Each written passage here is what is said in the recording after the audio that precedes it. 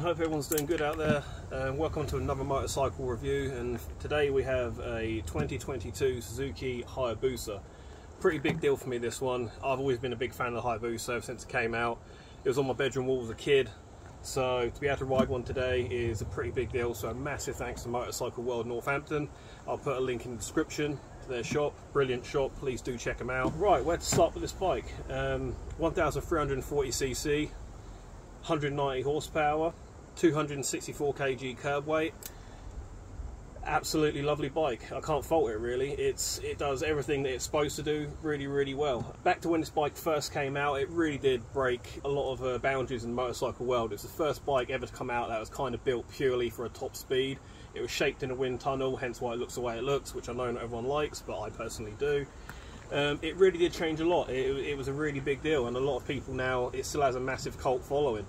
It's just one of them bikes that's synonymous with motorcycling. It is a true icon. Moving on to this one, which is 2022 model. Suzuki have updated it.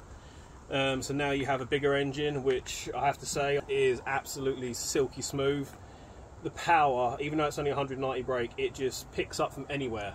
You can literally stick it in 6th gear and just roll it on, and it is absolutely incredible.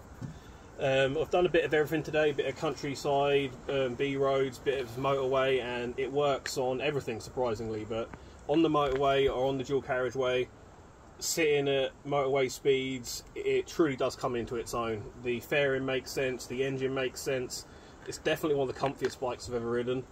It's just one of these bikes that totally makes sense in that environment, but once you take it out of that environment and you start to go on the B roads and that sort of thing, you wouldn't think a bike this size handles or can handle the way this does. It truly does feel really good around the bends once you get it going. And it is a lot of weight, 264 kg, and with the slow manoeuvres you do notice it. I'm not going to say you don't, because you do, especially coming from a sports bike background.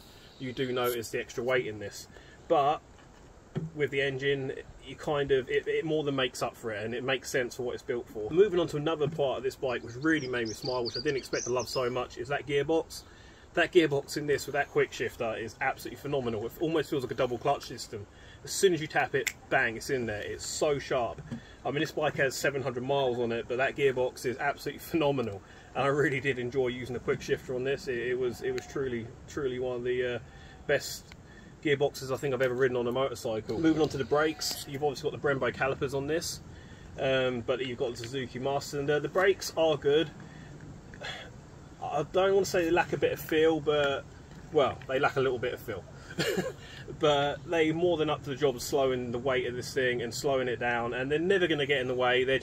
I think they're just a lot different to what I'm used to setup wise on my sports bikes, but they are still phenomenal for pulling up the weight of this bike and for the speed of this bike, because it does just climb speed wise like you wouldn't believe. The torque on it, as I've said before, is amazing. Moving on to the looks of this thing, it hasn't changed a huge amount. This still goes back to the first generation sort of Hayabusa. You can still see the lines, especially from the front end. You can still see they've got the nose cone on there. You've still got the Suzuki Ram Air intakes on there, so it has definitely kept its heritage. Some people say it's a bad thing, some people say it doesn't look more modern enough, that it looks too much like the old one, but being such an icon, I'm glad they made it look like the old one, because I just think it's really good that they've actually kept the heritage of this bike, because it is a big deal, and I for one respect this bike for everything that it is. Moving on to stuff that I know some people out there want to know, we're moving on to price, and this bike comes in at just over 17 grand. But Motorcycle World are doing them for just over 16 grand at the moment, so it's a £1,000 saving if you go to Motorcycle World. They're offering that at the moment, and really for that sort of money, you are getting a lot of bike for that money. You are getting one hell of an engine. You are getting all the comfort you'd want for crossing continents, for doing long distance stuff, and also you're getting a bike that can more than happy keep up around the twisties as well. So it is one of them bikes that really can do anything depending on what you want to do with it. So yeah, it's a bit of a Swiss Army knife really, but it is definitely more suited to the long fast swoop-in turns and the sitting on a motorway and basically just getting you somewhere where you need to go extremely quickly in extreme comfort with no hassle or no drama really. It's been an absolute pleasure riding this. I've really enjoyed today. It's been absolutely great. So last time, thank you to Motorcycle World for making it possible.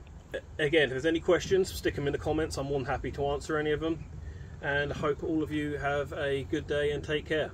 Until next time, bye.